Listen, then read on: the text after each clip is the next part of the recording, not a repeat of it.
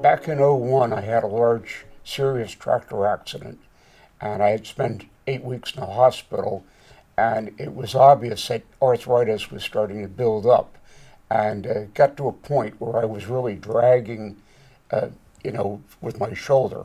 It hurt, and I'd already had a hip replacement, which was also subsequent to the same accident.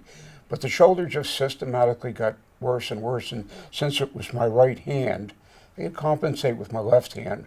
But if you're right-handed, you depend on your right hand. And I'm a vigorous person. I work from dawn till dark, and so I was slowing down quite a bit. And I knew people that had been, in and out and had replacements, and they were always satisfied with the results, and said, well, it's well worth doing it. Met Dr. Pollack on strong recommendations from people in the community, and the rest is kind of history. That was 2 days before Thanksgiving in November, a year and a half ago. Number one, he has a great attitude and a constant smile in terms of, we can do what needs to be done in such a way that it makes you feel comfortable. And attitude is really everything. I have trained probably up to 100 doctors at Rutgers University, so I'm familiar with their procedures, I'm familiar with their personalities, and we're very, very, very pleased with Dr. Pollack. The next day, we went home the next day, and I think I took 2 pain pills in the hospital, and that was it.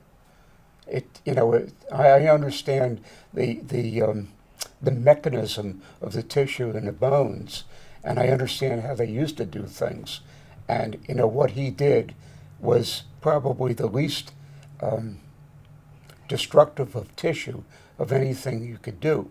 It's a matter of separating things and going in and then backing out and letting it close up, which makes for a lot cleaner, neater recovery than the old-fashioned way where they cut in and then sewed everything up and backed out. You don't go home the next day after an operation like that. This is our home. And when somebody told me Dr. Pollack and his group, were very good, and that's about as good as you're going to get, and in a very positive way. And so that's how we went up with Dr. Pollack. And as soon as I shook hands with him, I could see the attitude, and that's, as I say, that's what I look for, is a person's attitude, and also the recommendations that came ahead of time. I didn't just happen to randomly pick somebody and wind up in Dr. Pollack's office. I mean, it was Dr. Vonderschmidt from Princeton and a few other people who very specifically zeroed in and said, he's a good man.